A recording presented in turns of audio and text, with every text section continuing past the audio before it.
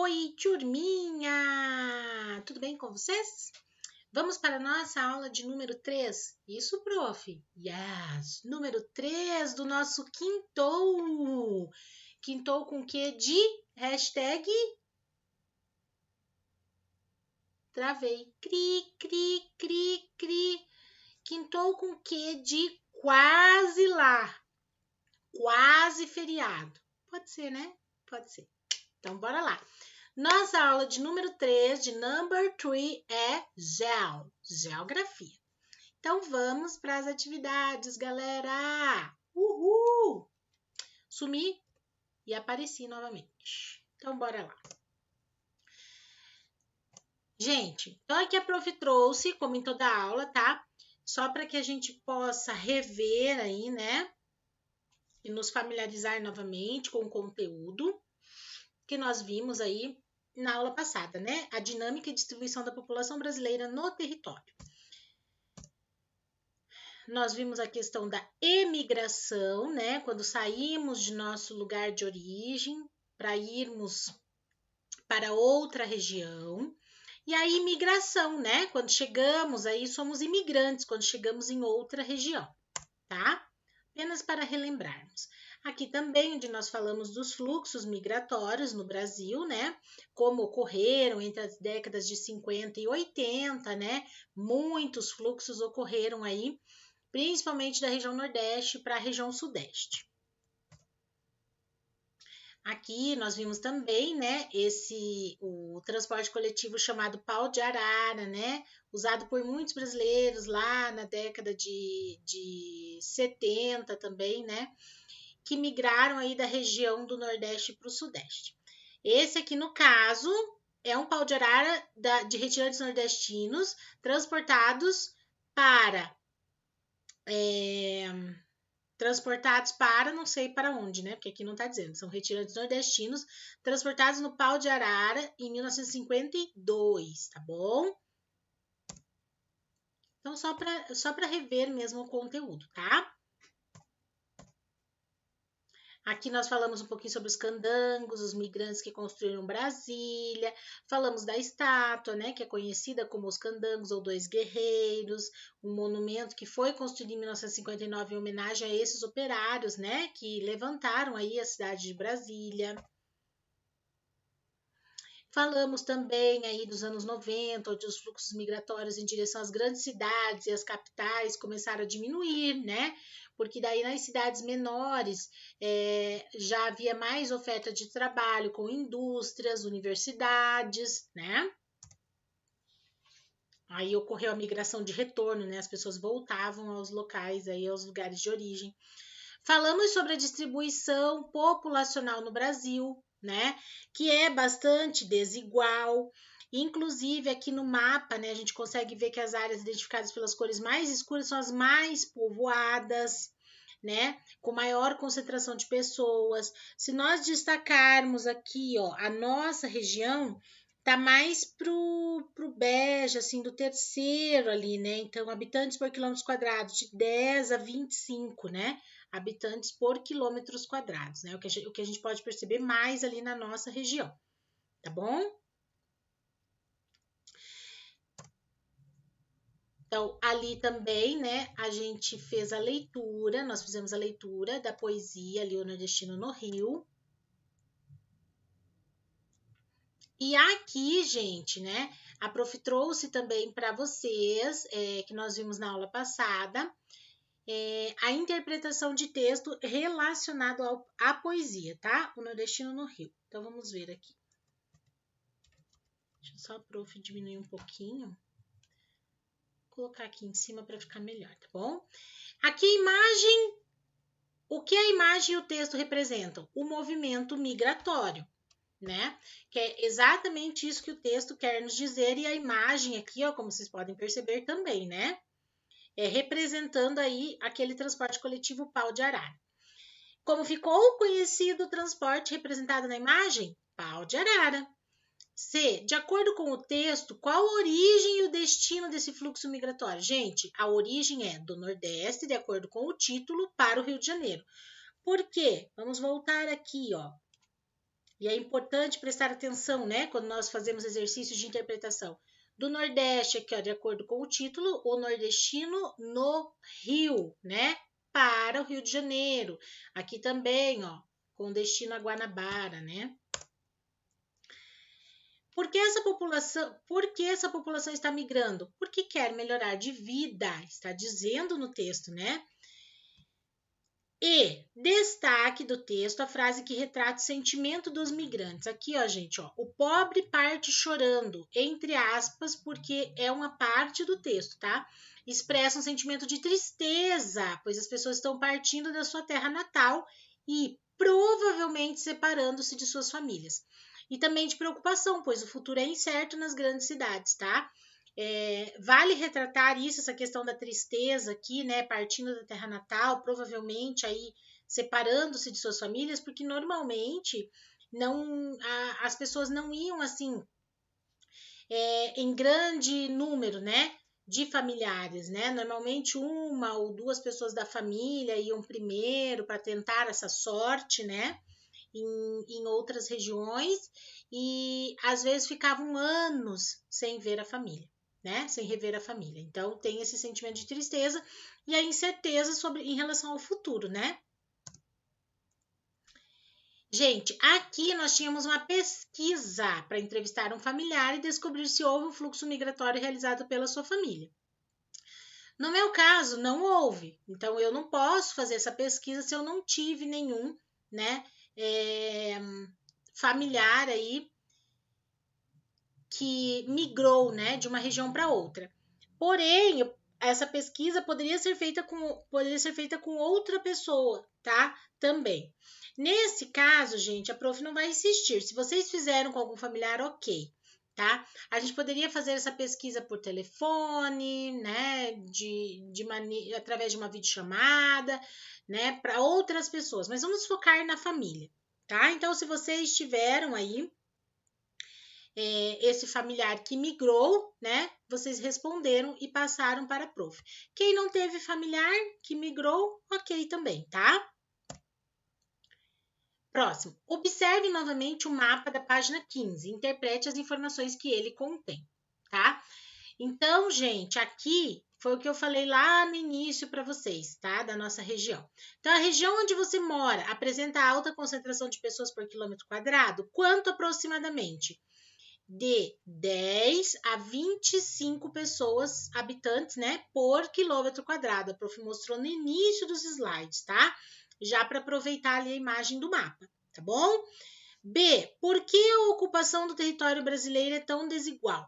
Ah, só uma observação, aqui está pessoal, né, porque nós estamos falando da resposta do livro, né? Então, como o livro aí é usado em várias regiões do Brasil, mas a nossa resposta é de 10 a 25 habitantes por quilômetro quadrado. Por que a ocupação do território brasileiro é tão desigual? Por uma combinação de fatores. O principal deles é a ocupação histórica, que se deu do litoral rumo ao interior, e a gente já falou sobre isso, né? A facilidade da rota marítima, né? Então, claro que quando você está na linha ali litorânea, tudo fica mais fácil, né? A questão da sobrevivência também. Então, se deu exatamente do litoral para o interior. E outras também, outras combinações de fatores, mas o principal fator é essa ocupação histórica que se deu do litoral depois para o interior do país, tá bom? Vamos para o próximo, gente. No Brasil, a densidade da população, isto é, a quantidade média de pessoas por quilômetro quadrado, é de 22 habitantes, tá? No entanto, como vimos, a distribuição se dá de maneira desigual. Isso aqui, gente, é uma média, tá? Analise no mapa a seguir as densidades demográficas das diferentes regiões do país. Na sequência, faça um ranking em ordem decrescente do maior para o menor, tá? Ó, até fiz o risco para lembrar das regiões com maior e menor densidades, tá? Então, vocês vão fazer um ranking de acordo com o mapa aqui, ó, né? Densidade de povoamento de 2010. Então, vocês estão vendo aí no livro de vocês, ó, tá? Cada região aqui, ó, com o número de habitantes por quilômetro quadrado, tá bom? E daí vocês vão fazer esse ranking, tá? Tá aqui, gente, ó. Então, vocês vão escrever aqui, do maior para o menor. Está aqui o número de habitantes, ó. Já está aqui, gente, tá? Vocês só vão escrever. Então, o ranking, né? Do maior em primeiro. Quem é? Segundo. Qual a região? Tá bom? Escreve a região. Tá bom? Até o quinto. Beleza? Próximo. Interprete as informações do mapa da página 15, novamente, sobre a densidade de povoamento do Brasil em 2010 e depois responda as questões propostas. Então, aquela das cores, tá? Da página 15 lá. De acordo com o mapa, onde se localiza a maior parte da população brasileira? Então, olhem lá de acordo com as cores, né? Onde se localiza a maior parte da população brasileira? Próximo à faixa litorânea ou no interior do país, né? Mais para o meinho do país. B. Qual é a densidade demográfica da unidade da federação onde você mora? Qual é a densidade demográfica na unidade da federação, o estado do Paraná? Qual é a densidade demográfica de acordo com o mapa, tá? 6. Analise o quadro a seguir, que apresenta a densidade demográfica de algumas unidades da federação segundo dados do Censo Demográfico de 2010. Então, aqui nós temos, ó, a unidade da federação, tá? Amazonas, Pernambuco, Mato Grosso, São Paulo e Paraná, né? A área total em quilômetros quadrados, certo?